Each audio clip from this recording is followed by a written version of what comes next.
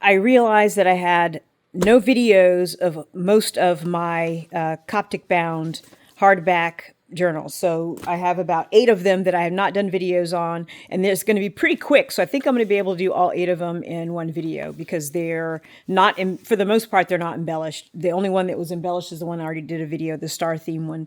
So this one, all the covers are cardboard.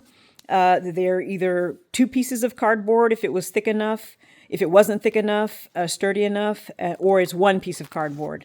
Some of them are, I think this one is 1 piece of cardboard that was already thick enough already. So I took the treated file folders that were embossed and basically just glued those together to make the covers. And if you know what Coptic stitch is, you know what Coptic stitch is. All this paper is bought paper. It's Korean mulberry paper. I bought it in a whole bunch of different colors. This is actually a copy of Yamamoto paper that services jet pens. They provide some paper to jet pens that you can buy there.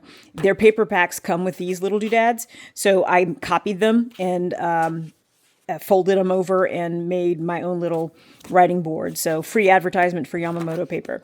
So that's this one. This is the front, the inside front cover, and the bought paper, and the back inside cover, and the back.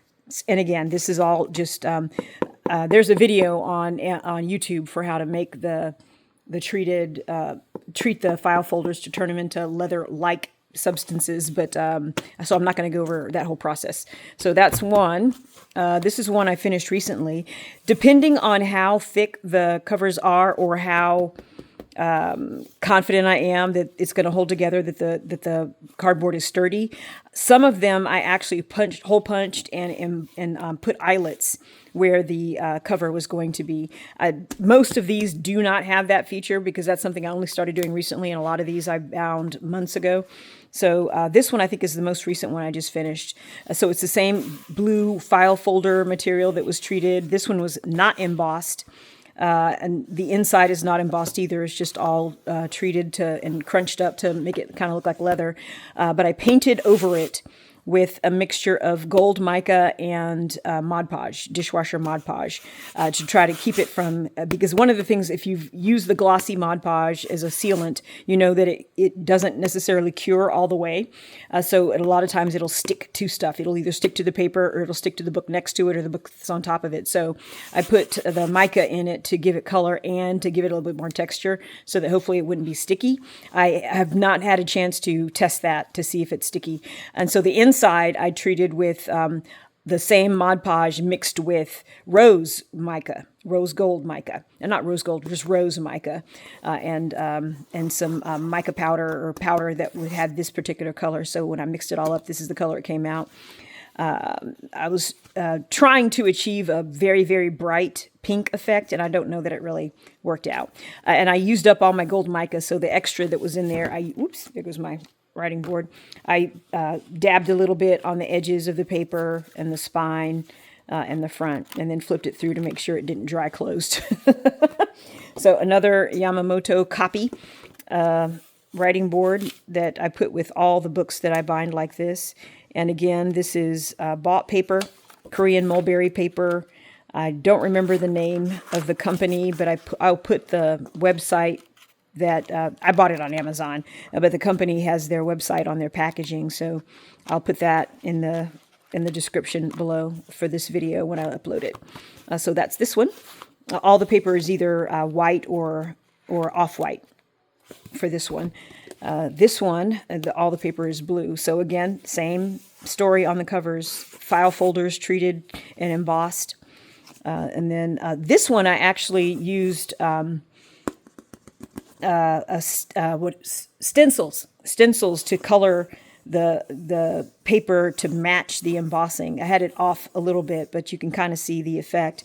And then there were parts where the paper, where the glue made the paper wet, so it weakened it and it like peeled off, so you could only see the white underneath it. So I just treated that with a little bit of blue paint. So very much a rough rough and ready feel on this one. This is the back cover.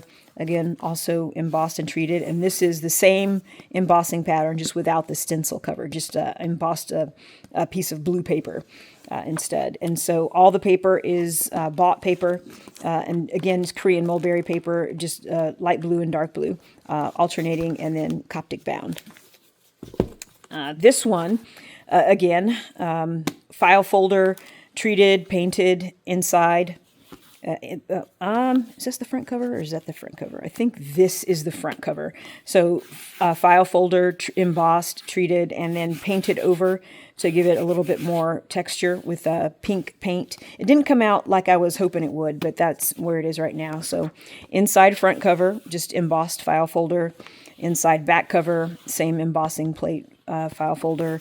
Coptic bound, and with pink and red and light pink, dark pink paper. And I think I had a few sheets left over of blue and green, so I put those on and purple. So I put those on the edges. So most of the paper is pink and light pink, and then the edges have a little bit of extra pizzazz with the leftovers of the same color. And then again, a writing board included with this one. This one, the cover is actually acrylic treated paper that I use to clean my pens when I change the ink in my fountain pens. Coptic bound with white unwaxed thread this time. I'm not sure why I did that. And then bought paper, just the rainbow of all the different colors aside from the browns and the creams that I bought on Amazon. Korean mulberry paper. So which one's the front? I think this is the front. You really could use either one. This front, it's random, arbitrary. Why I discovered. I think this is the reason I made this one the front. No, that's the same in on both of them. Just Korean mulberry paper, bought paper on the inside, and Coptic bound, unwaxed. I don't know why I used unwaxed thread to do this one, but I did use unwaxed thread and ran out and had to do the last stitch with something different.